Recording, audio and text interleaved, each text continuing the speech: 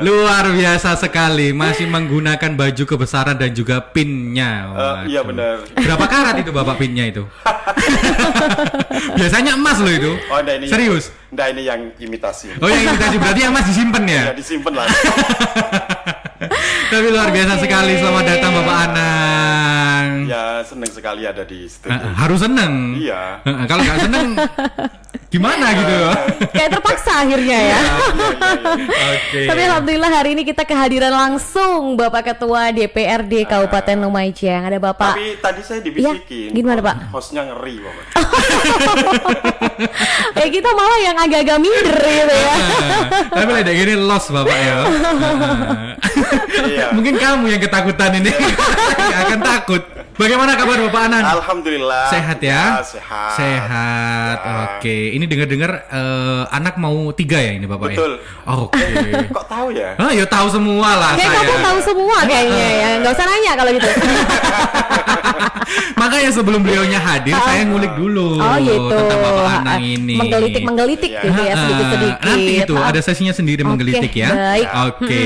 Udah berapa periode Bapak? Ini periode pertama. Periode pertama. Ya. Nyalon langsung jadi. Nyalon langsung. Oke, luar biasa sekali. Tapi perjalanan Bapak Anang ini sempat saya ngulik itu luar biasa sekali. Mulai dari aktivis, ikut demo nggak? Oh iya, saya ini saya 98 di Jakarta. Di Jakarta juga. Aktivis Amret, aktivis PMII. Jadi saya bagian dari sejarah Semanggi 1, Semanggi 2. Oh, luar biasa sekali ya. Jadi ada sejarahnya dulu ya. Ada dulu. Iya betul. Jadi Semanggi 1, Semanggi 2 itu kita bagian dari sejarah itu. Oke, jadi kira-kira kalau semisal sama anaknya, Bapak iki Semanggi 1 ki apa ceritanya? Bapak Anang ini sudah bisa menjelaskan. Karena terlibat di situ ya. Betul, detail. Kayak the next generation nanti putranya. Karena langsung dari pakarnya, Betul. langsung mengikutinya. Iya. Oke, penasaran banget gimana ceritanya dulu Bapak Anang tiba-tiba langsung hijrah ke Jakarta. Apakah memang ada beberapa tahap gitu Pak? Saya santri. Saya santri, kemudian pesantren gak gitu sih. Saya itu pinginnya di Jogja kuliah itu. Kuliah jurusan? Tapi ya pokoknya di Jogja. Oh, pokoknya di Jogja. Pokoknya di Jogja ya. Pokoknya di Jogja. Tapi Bapak kayaknya kurang berkenan. Mungkin karena ya juga perekonomian keluarga yang kurang mendukung. Bapak saya PNS di bawah Kemenak. Kita tahu lah gajinya PNS zaman itu. Nah, kemudian solusinya Kiai Adnan Syarif almarhum itu nang Libya akhirnya dikirim ikut tes di Libya. Masa-masa itu kan masa-masa transisi. Jadi ya wis keinginan pertama untuk kuliah buyar kabeh. Kita hidup di jalanan bersama dengan Famret, bersama dengan teman-teman PMII di sana untuk mengawal reformasi. Oke, tapi dulu itu udah mahasiswa ya? Ya. Oh, nah, tadi kan hidup di jalanan berarti sambil kuliah tapi hidupnya di jalanan. Iya. Kan hari-hari mahasiswa waktu itu di jalanan, tidak di kampus. Ketahuan yang masih di kampus berarti ya mahasiswa anak mami, papa. Oh, berarti Anda bukan anak mami ya? Luar biasa loh. Iya. Jadi beda dengan sekarang ya. Kalau sekarang demo itu ditangkap. Kalau dulu demo itu benar-benar dihargai ya sebagai aktivis. Malah yang kuliah di rumah, malah yang yang sering kuliah setiap harinya itu dikatain anak mami. Iya betul. Seperti itu ya. Ya artinya tidak peka sosial. Oke. Tidak peka keadaan, tidak mau menyikapi keadaan politik, keadaan sosial yang itu membutuhkan anak-anak muda, generasi muda untuk berkontribusi merubah sejarah waktu itu. Dari masa Orde Baru transisi ke reformasi. Luar biasa sekali. Jadi mulai dari Orde Baru sampai reformasi, Bapak Anang ini salah satu pejuang ya, sama-sama pejuang ya. Maksudnya dikatakan mahasiswa gitu. Saya sudah lututi yang transisi 98 ya. Iya, 98. Karena pergerakan itu kalau dalam sejarah mulai dari 66, Malari dan seterusnya, kemudian 96 terjadi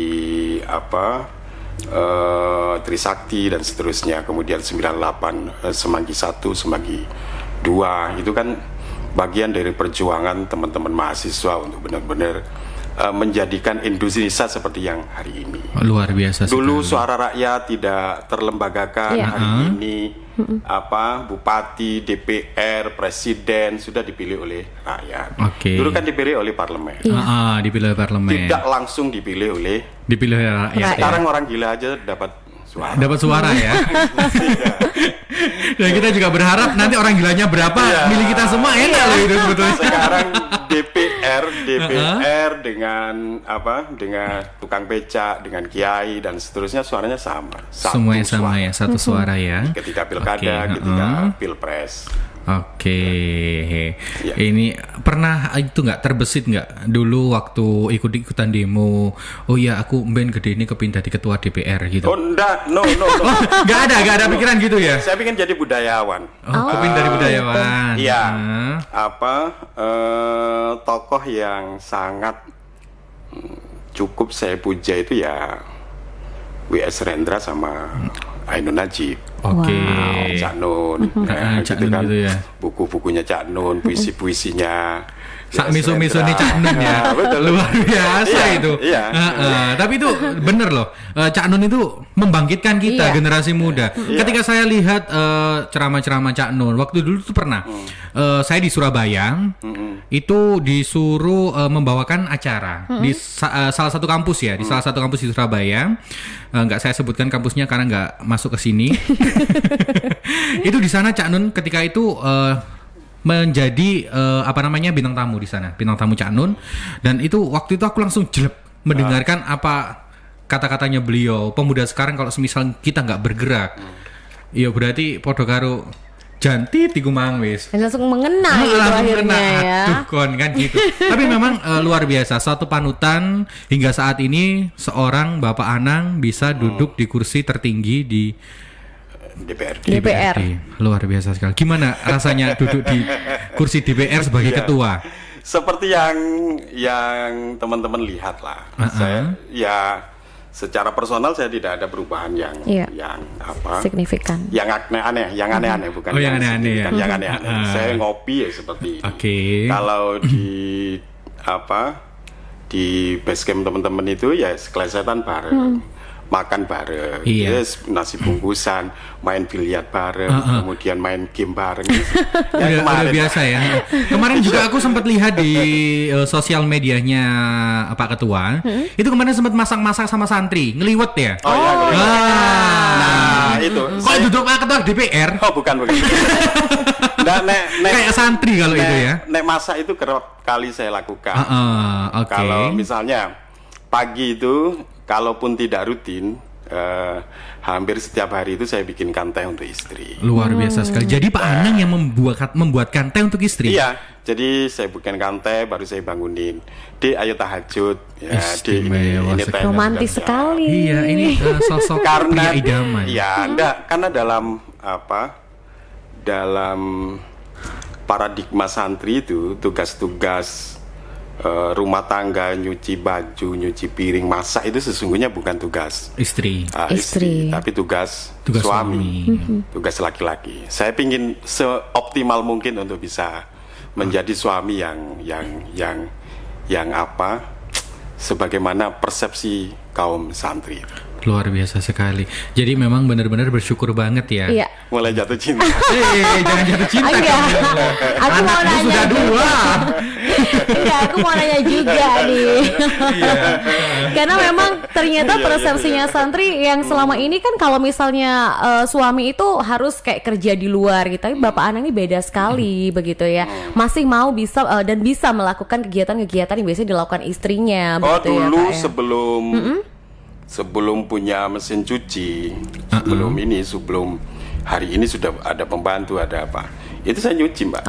Nyuci, mulai punya anak pertama itu saya popoknya anak-anak itu saya bawa ke sungai, kita cuci di sungai dan seterusnya. Itu kelakon kita lakukan. Saya pikir selagi kita bisa melakukan ya kita lakukan. Kenapa enggak? Kenapa enggak ya? Seperti itu ya.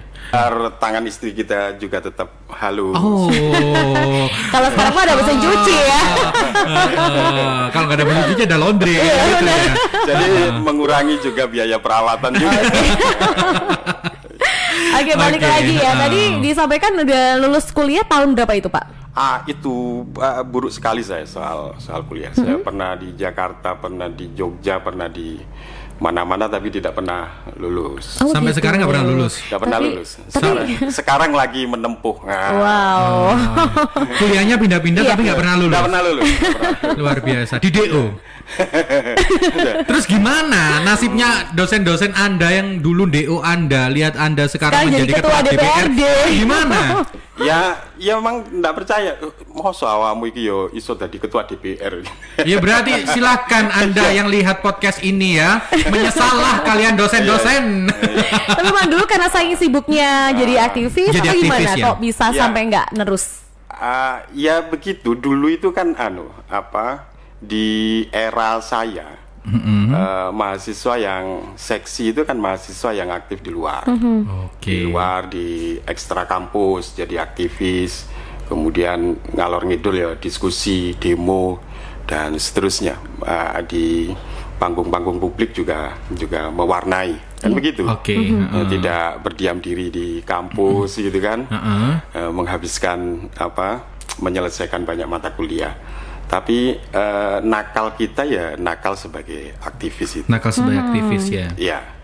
Jadi memang pergerakan dulu Pak Anang ini kalau panggil Pak seperti formal banget. Mas Anang aja ya. Iya benar Mas Anang. Masih muda. Masih muda kelihatan banget masih muda.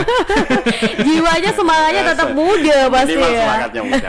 Minimal semangatnya muda. Ya memang ada dua orang yang sangat menyesal ketika saya tidak percaya ketika saya jadi DPR dan ketua DPR itu. Langsung jadi ketua? Ya, yang pertama dosen dan mantan pacar saya. Langsung kayak nyesel gitu rasanya ya. Sepurane.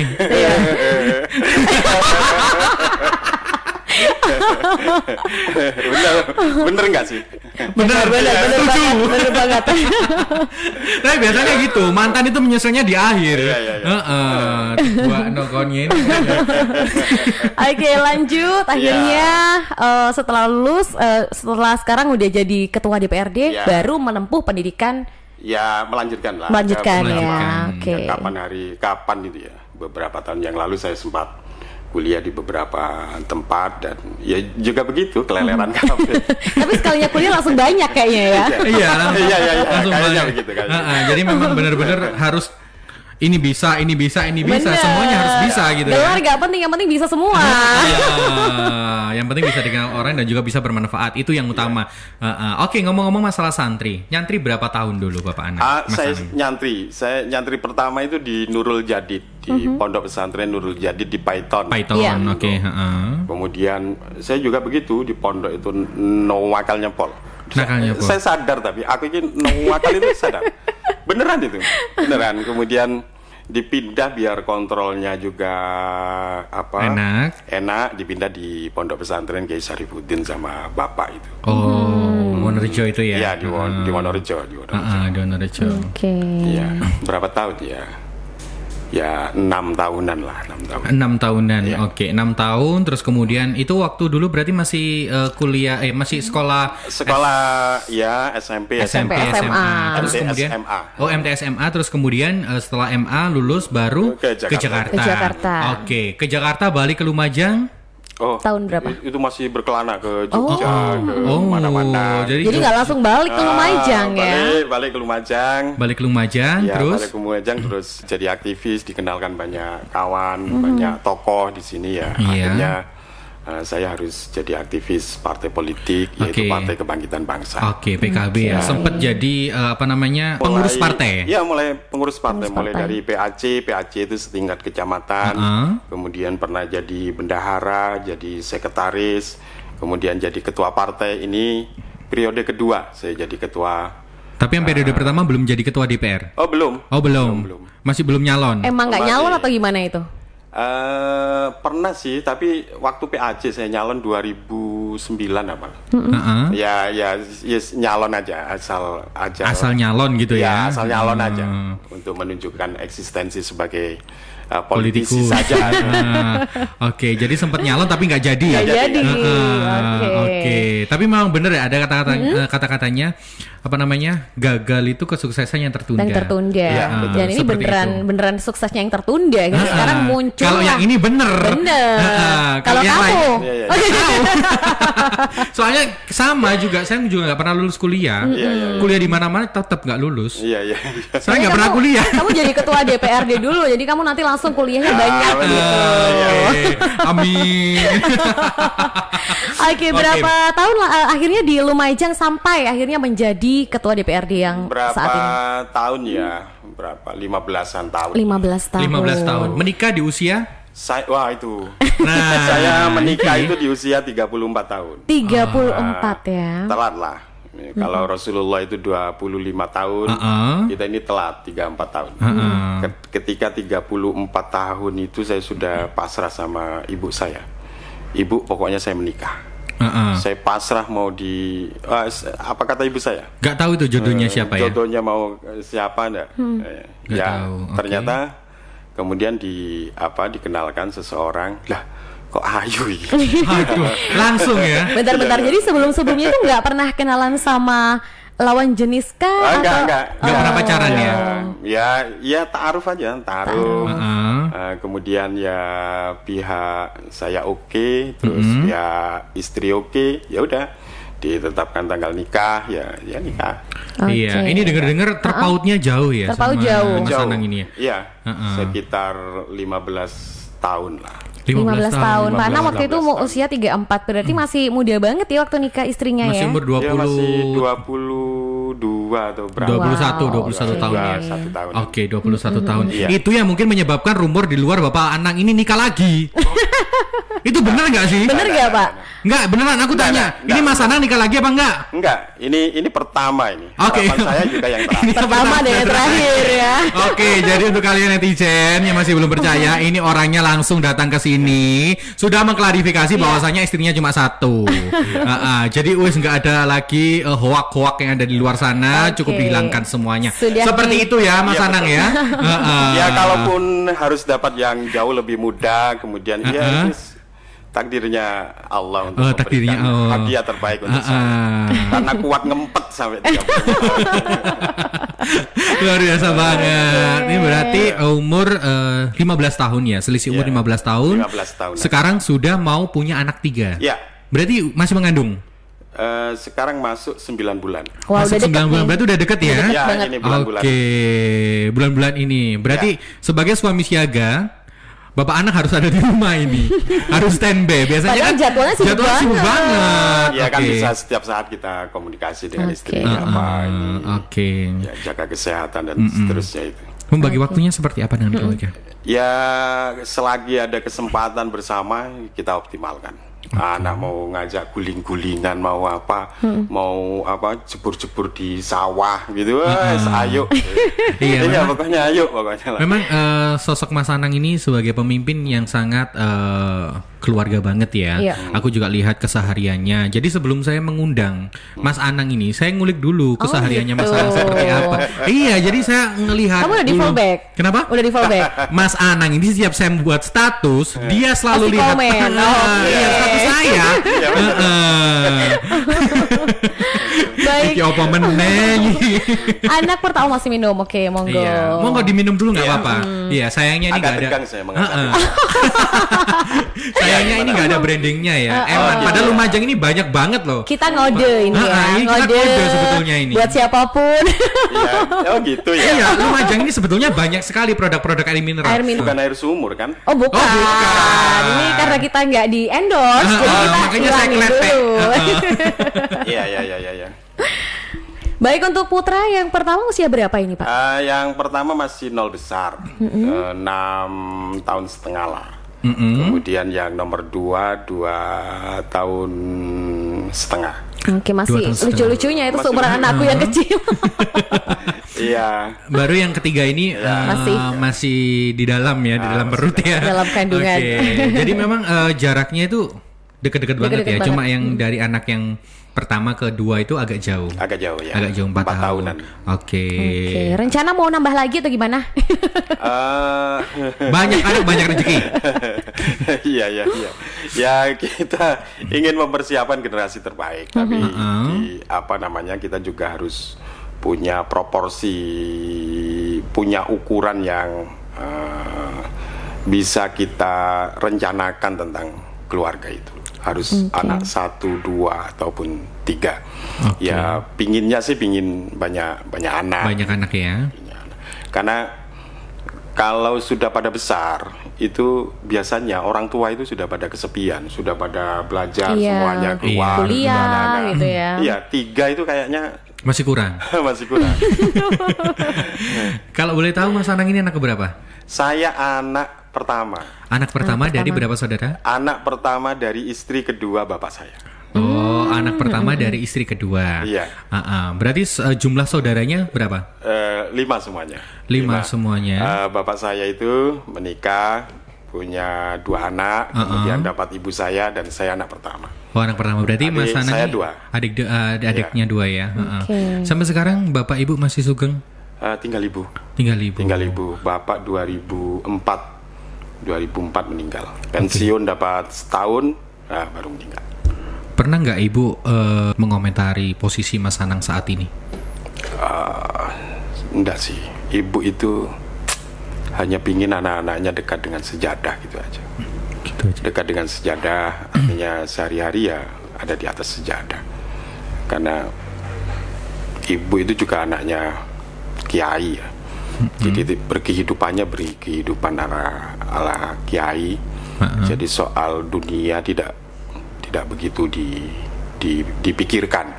Asal ya bisa makan cukup untuk sanggup ibadah, itu pikirannya cukup. Sampai saya kepingin mager rumahnya itu loh. Gak usah. Ben tonggo-tonggo saudara-saudara kalau mau ke rumah itu nggak sungkan. Padahal kita anak kan kadang jauh kepikiran, khawatir gitu kan. Ya itu aja sampai hari ini bisa belum boleh untuk dipagar. Oke, mungkin. Padahal kita pingin berbuat yang terbaik. Terbaik untuk orang tua. Sekarang orang tua tinggal sama siapa? Masih ini sih kadang dengan saya, tapi yang lebih sering itu dengan adik di Sentul, karena ada musola yang kalau malam ada anak-anak ngaji. Anak-anak ngaji. Jadi ibu yang ngopeni anak-anak ngaji itu. Karena itu mungkin pahala buat ibu juga ya. Itu juga buat cara ibu untuk bisa memberikan manfaatnya untuk orang lain. Betul. Bapak itu, Masya Allah, Bapak itu dulu dinas pertama itu di Gunung Ringgit.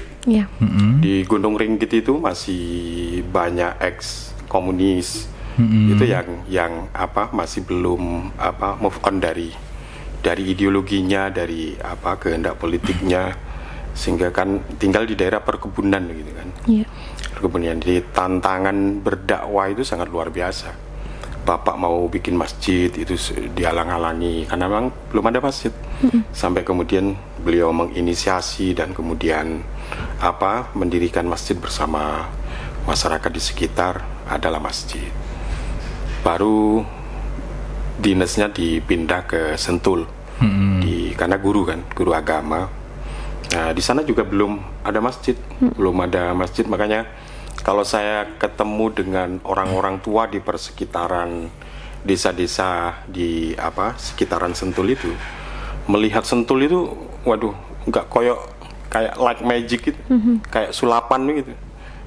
Nggak mungkin Sentul akan seperti ini. Musola makmur, ada banyak santrinya, masjid juga makmur, ada 2 masjid hari ini, kemudian ada banyak kelompok-kelompok pengajian.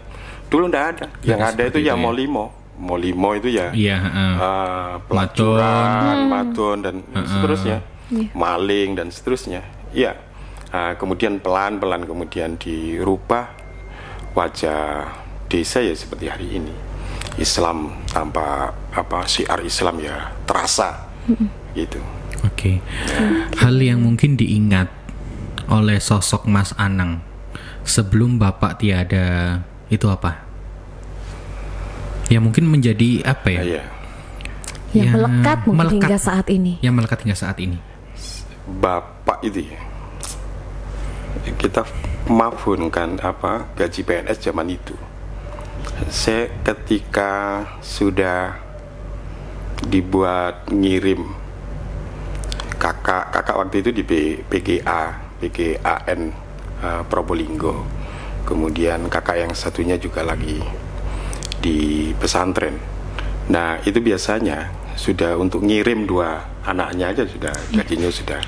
Kalaupun ada sisa itu biasanya kalau dalam tradisi santri itu kan ada mayoran itu ya makan bareng-bareng. Makan bareng-bareng. Iya. Habis itu ya sudah ala kadarnya. Kemudian bapak itu ya kalau ada orang sekolah itu gak pikir panjang, ayo sekolah, kamu mau di pesantren atau di mana itu ini. Jadi ibu saya kalau sudah nyengge ontong, iya, itu sudah pada pertahanan yang paling iya, untuk akhir ya, untuk sarapan pagi, karena sudah tidak ada uang untuk bisa belanja untuk sanggunya anak-anak yang disekolahkan itu ke sekolah masing-masing dan seterusnya. Bapak itu dulu kan ada beras jatah itu. Beras jatah itu kan dapat beras jatah itu wapek. Jadi kalau dimasak begitu, baunya itu, wah, adik ragil saya itu kalau makan sarapan pagi pasti nangis. Nah, tapi ibu itu kadang kreatif dicampuri jagung. Kita itu justru lebih seneng nasi karaknya. Iya. Sisa di PP jadi karak. Nah itu jauh lebih nikmat kayaknya ketimbang beras jatah itu.